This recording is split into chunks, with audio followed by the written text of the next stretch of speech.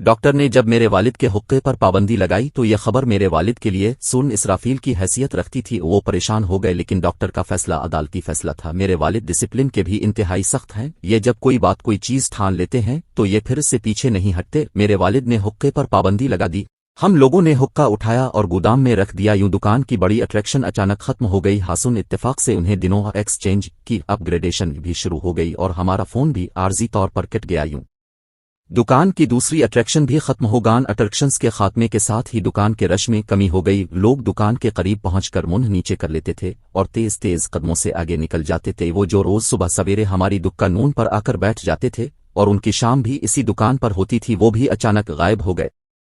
ہم جن کو والد کا انتہائی قریبی دوست سمجھتے تھے، جو لوگ ہمارے چاچا جی ہوتے تھے، جو گلی میں داخل ہو کر اونچی آواز میں چودھری صاحب کا نعرہ لگاتے تھے اور جو گھنٹوں ہمارے والد کی تعریف کرتے تھے، وہ سب بھی غائب ہو گئے۔ ہم ان کی شکلیں تک بھول گئے۔ میرے والد سارا دن دکان پر اکیلے بیٹھے رہتے تھے۔ گاہک آتے تھے، منشی اور دکان کے کارندی گاہکوں کو ڈیل کرتے تھے، لیکن وہ لوگ بھی میرے والد کے قریب نہیں جاتے تھے۔ وہ داور سے انہیں سلام کرتے تھے، رسید بنواتے تھے اور رخصت ہو جاتے تھے۔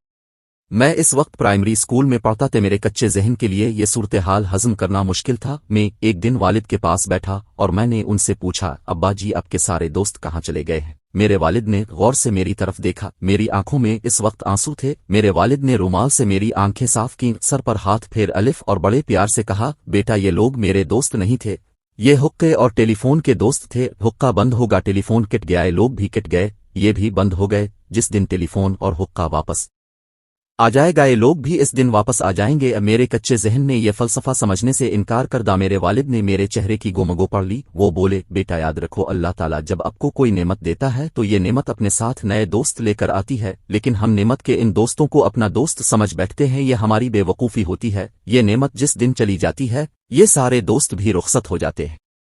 میرے والد نے اس کے بعد شاندار نصیحت کی۔ انہوں نے فرمایا، بیٹا آپ کا اصل کمال یہ ہوگا، آپ نعمتوں کے دوستوں کو نعمتوں کا دوست رہنے دو، آپ ان لوگوں کو کبھی اپنا دوست نہ بننے دو، تم زندگی میں کبھی مایوس نہیں ہوگے۔